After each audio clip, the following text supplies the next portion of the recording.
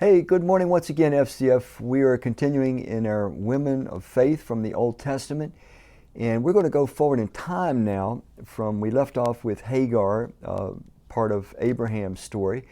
We're going to literally go forward about 400 years, and we're going to pick up a new character, and her name is Miriam. And you may be familiar with the name. She is the sister of Moses, and we meet her first around 1543 BC. In Exodus chapter 2, the Egyptians, because of the population explosion amongst the Israelites living in Egypt, they decided they were going to kill off all the male children. They were going to, drown them in the Nile. And so Moses' parents try to save him by putting him into a little, kind of like a little floating boat, a little tiny thing. It was covered with pitch so it wouldn't sink. And so they set it afloat in the Nile. But then it says in verse 4, it says, his sister, meaning Moses' sister, stood at a distance to see what would happen. Then Pharaoh's daughter went down to the Nile to bathe, and her attendants were walking along the riverbank. She saw the basket among the reeds and sent her slave girl to get it. She opened it and saw the baby. And of course, we all know the story. She takes Moses in as her adopted child, but then Miriam comes to Pharaoh's daughter and offers to find someone to nurse the child. And of course, Miriam takes Moses right back to his true mother.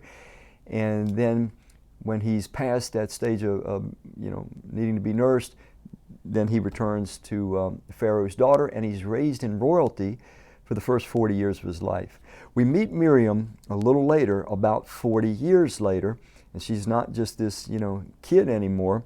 But in Exodus chapter 15, now this is after God has sent Moses back to bring the Israelites out of Egypt, the Egyptian bondage, and they in fact had left Egypt, and God had closed the Red Sea on the Egyptian army.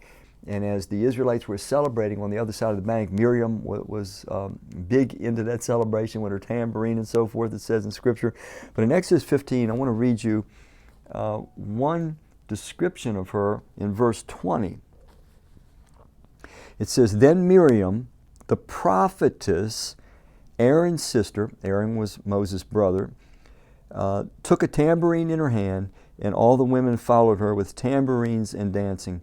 Miriam sang, and I won't bother you with what she sang and all, but the point I wanted to make is that Miriam, the sister of Moses, the sister that arguably you could say saved his life, is called a prophetess. Now this is pretty significant in Scripture. This means that God was giving direct revelation to Miriam, as well as, of course, we know to Moses and to Aaron too. Now later on, Miriam and Aaron get in a bit of a brush up with Moses in Numbers chapter 12, and God kind of straightens them out to see that he has a relationship with Moses that he doesn't have with them. So even though they were given revelation, she was a prophetess, she was meant to stay in submission to the leadership of Moses, and finally learned a lesson to do so. So let's think about this a little bit. Here's this woman in the Old Testament that is given this office, if you want to call it that, of being a prophetess, which means God speaking to her and through her, giving direct revelation. Now you have to understand, when we read this, there was no Bible. The Bible did not exist. The start of the Bible is with Moses and the Israelites. In other words, it's just the start where God's going to have his revelation of himself, his word, his will, his ways penned down, passed on, and preserved, starting with Moses.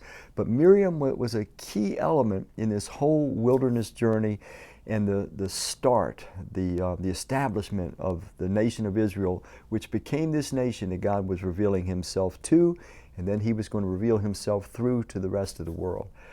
So in a day and age where we have so many different ideas about leadership and even in some church circles, female leadership, here in the earliest stages of biblical development, we see that God was choosing women for very high roles of leadership, and Miriam was one of those women. Hope again this is something interesting and thought-provoking for you.